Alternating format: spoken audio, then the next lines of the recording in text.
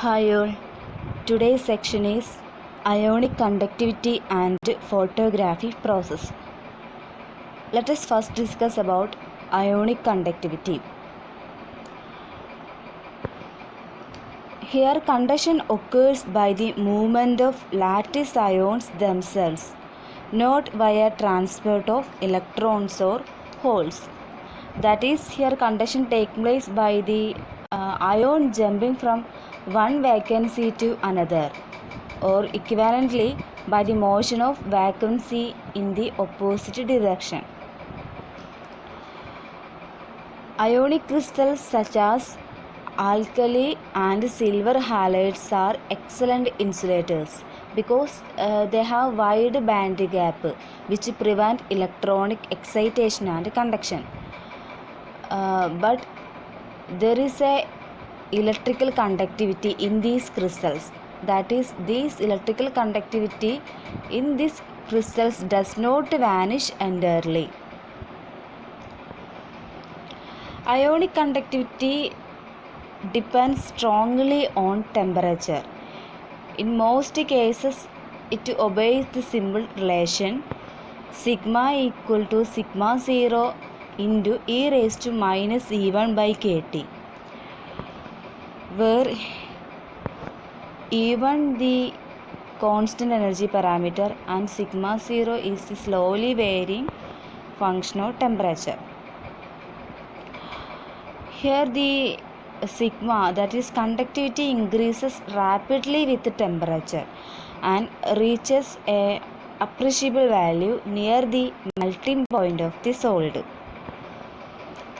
It is found experimentally that two regions may be distinguished, the high temperature, or we can say intrinsic region, and another region is low temperature region, or it is known as extrinsic region. In both regions, the exponential relation sigma equal to sigma 0 e raised to minus E1 by kT is obeyed. But in the high temperature region or intrinsic region, the energy E1 is much larger and the factor sigma 0 is several orders of magnitude larger than in the low temperature region. Because the factor sigma 0 in the low temperature region, unlike sigma 0 in the intrinsic region, is also highly dependent on impurity content in the crystal.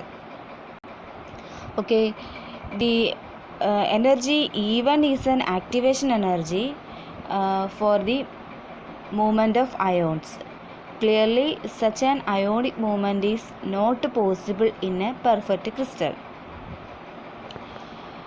By using Einstein relation between mobility and diffusion coefficient, at least in the intrinsic region, the ionic conductivity may be written as sigma equal to kT into NV dV, which is also written as sigma equal to kT NV dV into e raised to minus EV plus Q by kT, where NV is the concentration of vacancy and dV is the diffusion coefficient of vacancy, with E1 equal to EV plus Q. The presence of defects is also essential to ionic conductivity. In Frankel vacancy, we know there is a interstitial ions are also present, which will contribute to conduction, adding further to conductivity. This explains why silver halides whose defects are primarily of the Frankel type generally have higher conductivity than alkali halides, where alkali halides are in the Schottky type. The behavior in the extrinsic region is more complicated and it is depends on variety of additional new factors. Thus, the conductivity could be appreciable if the sample is quenched from high temperature by rapid cooling, so that the substance may contain a large number of vacancy even at a low temperature. This reduces the activation energy, as can readily be seen from here, since the vacancies are present and need not be generated thermally. This is about ionic conductivity. Okay, now we move to the photography process. The active component of negative emulsion plate consists of a large number of silver halide microcrystals, and these microcrystals are suspended in a gelatin solution. When we expose a light to this plate, then the silver ions in the crystals, usually AgBr or AgBr, AgI, are chemically reduced by being supplied with the necessary electrons. Then the resulting neutral silver atoms cluster into dark colloidal specks which are visible under the microscope. It is these specks, several million atoms in the size, which form the image of photographed object. The photograph plate may be considered as a light detector, not unlike a semiconductor detector. Okay. So properly made films can be extremely sensitive, recording radiation of only a few count of light. Okay, before discussing the physical process involved, let us distinguish between the following two situations. That is, one is the level of light exposure is so high that the dark metallic silver specks may be seen. This is printout effect. Second one is, in ordinary photography, the specks are far too small to be seen except after the film has been developed. In this case, we also speak of latent image. Okay. In 1938, Garnery and Mott advances a very useful and simple theory.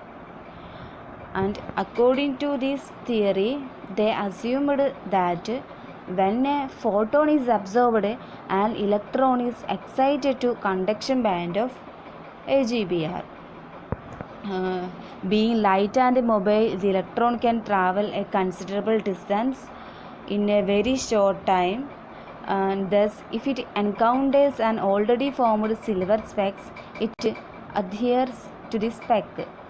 Then the specks, now it is negatively charged, which sets up an electric field in the surrounding region. So responding to this field, silver ions in the crystal move towards the speck to neutralize the charge, and this results in additional silver atoms on the specks.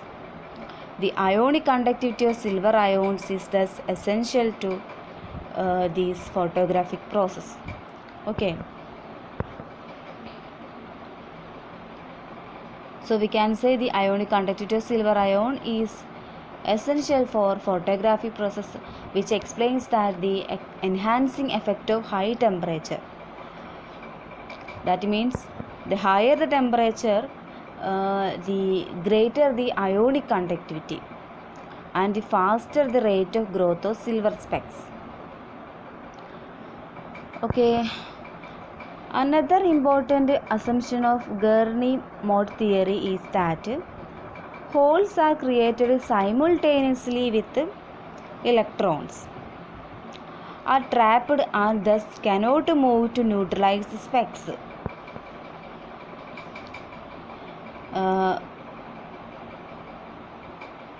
But the holes are not trapped indefinitely, however.